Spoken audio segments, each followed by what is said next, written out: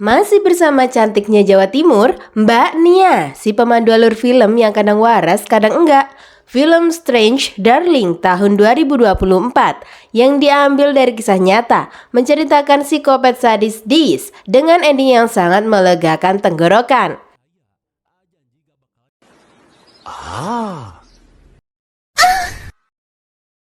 Film diawali dengan aksi kejar-kejaran antara cowok berkumis dengan cewek cantik.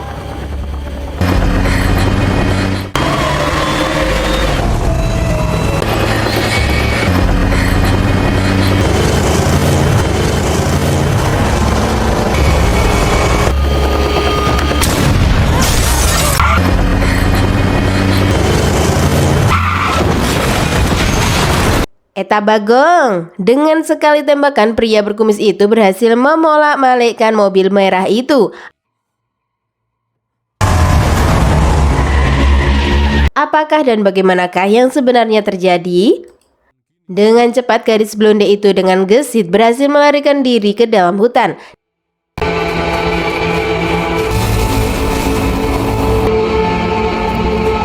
Di dalam hutan, dia menemukan jejak-jejak artefak gubuk sederhana peninggalan orang yang habis melakukan pengencrotan. Di situ dia menemukan sisa air aqua lalu menyiram luka di kupingnya. Lalu gadis itu nyebat untuk menenangkan diri. Kemudian ia berjalan untuk mencari pertolongan.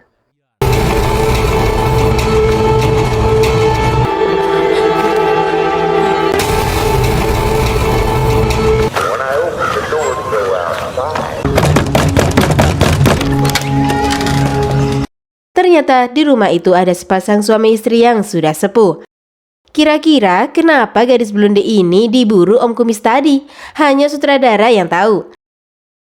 Lalu adegan pindah awal perkenalan pria kumis tadi. Namanya Damon dan si rambut blonde sebut saja namanya Dina. Baru kenal tapi mereka sepakat untuk beradu jigong di hotel. Dina sempat merasa khawatir kalau Damon adalah seorang psikopat dan berniat jahat kepada dirinya. Namun Damon meyakinkan bahwa dirinya adalah orang baik dan soleh. Wajar saja mereka saling was-was karena mereka baru berkenalan saat beli seblak di warung.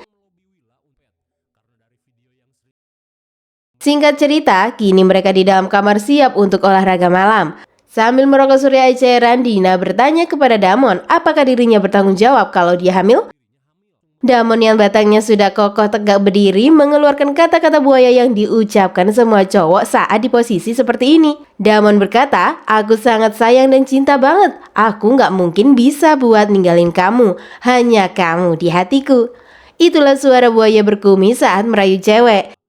Kalian para cewek pasti pernah dengar kata-kata anomali itu. Coba kalian komentar di bawah.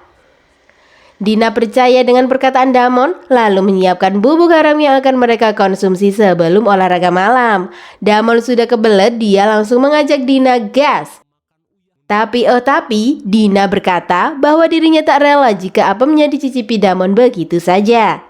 Mendengar itu, Damon yang kecewa memutuskan untuk pulang saja. Dina berkata kalau Damon tak mungkin bisa keluar dari tempat ini.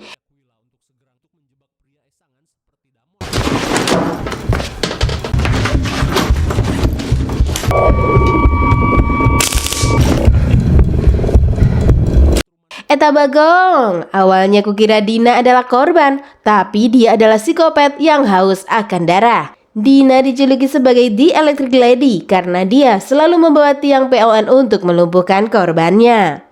Ternyata yang diberikan Dina sebelumnya adalah obat bius. Dalam waktu singkat, Damon loyo lemah tak berdaya.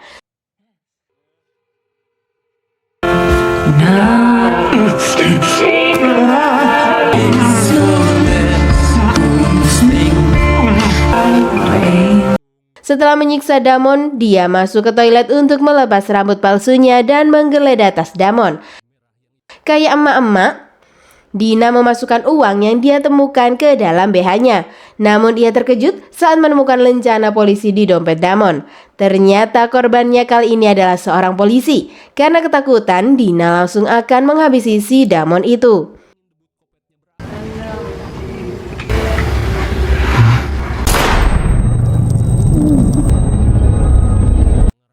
Ternyata Damon diam-diam menyembunyikan pistol dan berhasil melukai Dina. Hanya menggunakan BH dan katok paylighternya, Dina mencoba kabur. Dina masuk ke dalam hotel untuk meminta pertolongan. Lalu wanita itu menyuruh temannya untuk menelpon 911. Lalu inilah yang terjadi. Dan seperti itulah kejadian sebelum si Om Kumis Damon mengejar Dina di awal film tadi. Film kembali ke pasangan sepuh yang sudah mengobati luka Dina dengan perban. Dina berkata bahwa dirinya dikejar-kejar psikopat edan yang ingin menghabisi dirinya. Saat pria tua itu ingin menelpon polisi, Dina melarang dan terjadilah... Please, ma'am, do me this favor, no fucking cop. Dari lantai atas, sang nenek merasa kaget mendengar jeritan suaminya. Inilah yang disebut air susu dibalas dengan air peceren. Dina menghabisi si kakek di depan mata istrinya. Nenek shock melihat itu semua di depan matanya. Kemudian Dina menjadikan si nenek itu sebagai sandera.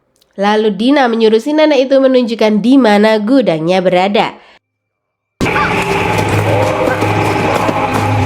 Nenek berhasil kabur ke dalam hutan. Dina yang panik melihat kedatangan Damon langsung kembali masuk ke dalam rumah dan berencana bersembunyi di dalam freezer. Dina membuang semua isi freezer keluar, kemudian dia masuk ke dalam freezer itu.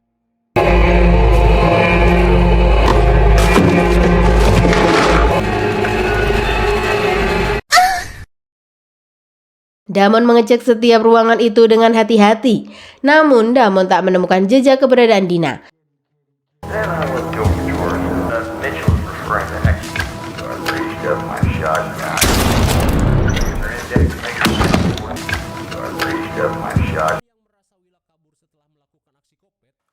Saat Damon akan pergi, dia melihat daging beku yang berserakan di halaman. Damon yakin kalau Dina bersembunyi di dalam freezer.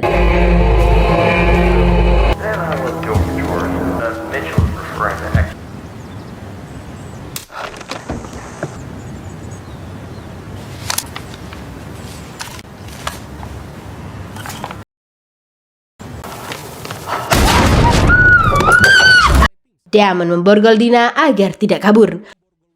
Lalu Damon menelpon rekan polisinya untuk meminta bantuan. It's RC.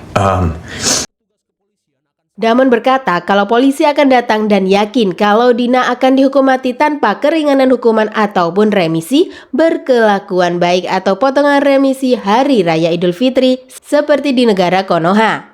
Dalam keadaan terjebak, Dina mengeluarkan tipu muslihat untuk merayu Damon dan berjanji akan jadi orang baik. Damon yang tak mau tertipu untuk kedua kalinya tak menggubris perkataan Dina. Over the course of one night, love scars.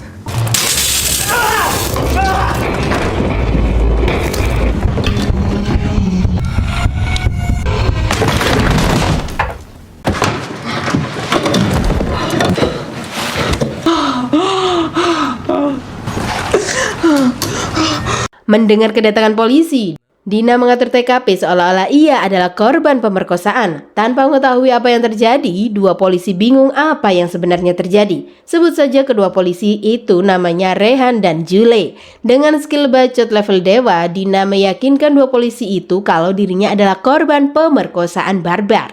Karena kasihan, Jule mencoba melepaskan borgol.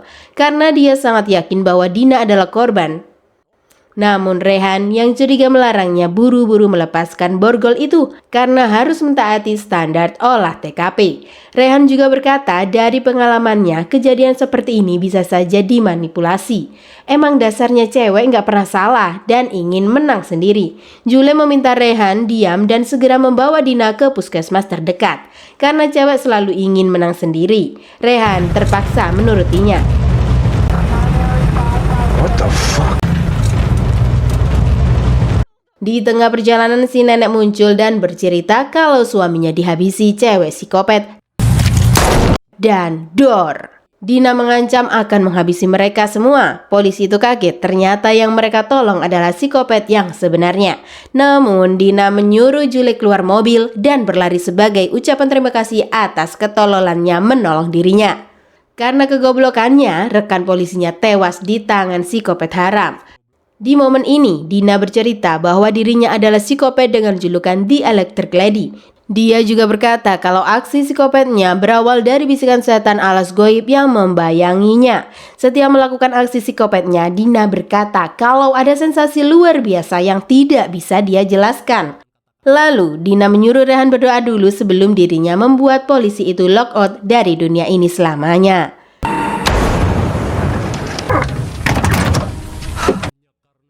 Sambil nyebat rokok ilegal, Dina berencana mencari tumpangan. Tak lama dia melihat mobil dan pura-pura tergeletak di jalan. Ternyata itu emak-emak kreator Facebook Pro yang dengan polos menolongnya.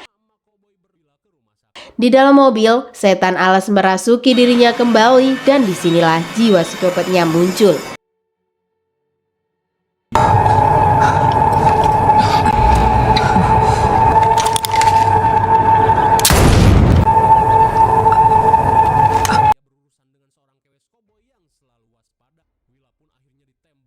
Dina merasakan sakaratul maut yang luar biasa sakitnya karena dia menanggung dosa-dosa besar yang ia lakukan.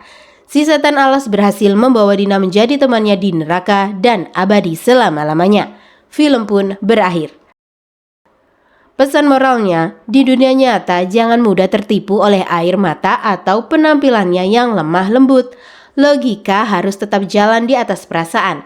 Kejahatan tidak punya wajah spesifik. Ia bisa saja bersembunyi di balik wajah cantik dan rambut blonde.